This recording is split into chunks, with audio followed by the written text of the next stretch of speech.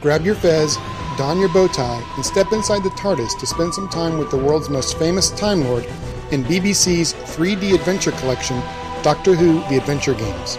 But be warned, this police box may not land where you want.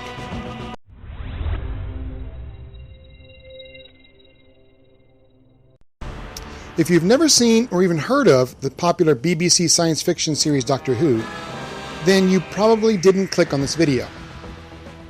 But if you did, here we go. The Doctor is an alien known as a Time Lord who travels the universe in his blue police box known as the TARDIS, which is much bigger on the inside. With the help of his human companion, he encounters deadly monsters, ruthless aliens, sadistic villains, and bizarre mysteries, all of which he handles without weapons. As a TV show, this is great family entertainment. As a computer game, this falls flat short of its goal. I give you my word, I'll protect you. Whatever happened here, I can help, I promise. How? They got everybody! They changed them! Into what? Like robots. Slaves. Cyber slaves. Cyber slaves? The game is a third-person adventure game in which you take control of the Doctor, voiced by Matt Smith, or his companion, Amy Pond, voiced by Karen Gillan, and play out unique stories true to the show's popular history. Can I meet John Lennon? The gameplay is part story and part problem-solving, with cutscenes providing an introduction, narrative, and conclusion, while allowing the user to move around and interact with items and characters to achieve a certain goal. But as with most games that are based on shows or movies, the execution is far from engaging. Characters are stiff and bland, controls are counterintuitive, and the puzzles and challenges are almost insultingly simple.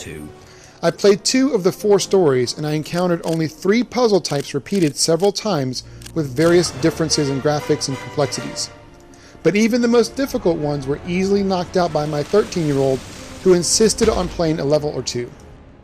For the most part, the challenge is to run around and collect a handful of items, return them to the Doctor, then solve a simple puzzle to assemble the items together into a device needed to proceed in the story. Rinse, repeat, and you have played the entire game. Gameplay and replay value both get a 2. It's obvious that this game was strictly designed for fans of the show, since there is much more attention to dialogue, voice acting, and plot development than there is in graphics and gameplay. But that's not entirely bad. For some diehard fans, these adventures serve as additional episodes that were never shot or aired. The writing and directing is almost spot on with the show, and I even found myself compelled to keep playing boring levels just so I could see how the ending resolves. I would consider this not so much a game as much as it is an interactive storyboard that producers might use to plan out a production.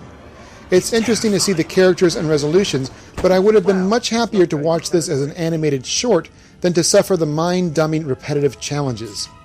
In fact, the models, sound effects, and music are only entertaining because they are so familiar, which is why fans love to watch. Graphics and sound both get a 3. If you long for more Whovian lore to fill your fan bag, then this is worth a look. But with a final score of only 2.5, only die-hard fans could possibly appreciate this, since it barely qualifies as a game.